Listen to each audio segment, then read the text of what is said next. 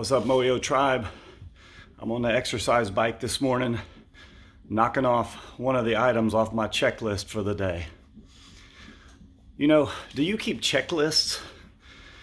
Do you obsess over what's on the checklist and making sure you mark off items? I'm the type of person that when I have a checklist, man, just marking off that checklist, just marking that item off feels so good. It's like a little hit of dopamine in the brain when you mark off that item off the checklist.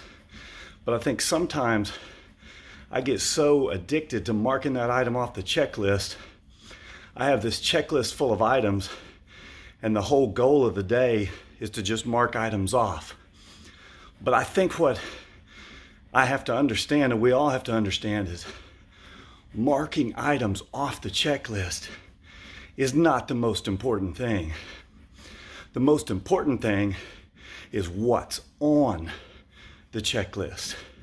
See, you can have a checklist full of items that don't do you any good, that don't build you up, that don't build anybody else up, that don't serve the purpose of driving you closer to reaching your maximum potential. And just the fact that you checked them off does you no good. But if you look at what's really on your checklist and understand the most important thing is what's on the checklist, and you see that those things that are on your checklist for the day are driving you closer to your purpose, are making you better, are making you fitter mentally, physically, and spiritually, then that's what's most important. So if you love checking off checklists, it's time to take a hard look at the checklist and understand the most important thing is not checking them off, but what's on the checklist.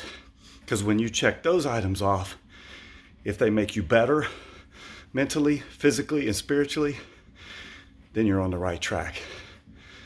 And that is why we make the most of every opportunity, which means we moyo everywhere we go.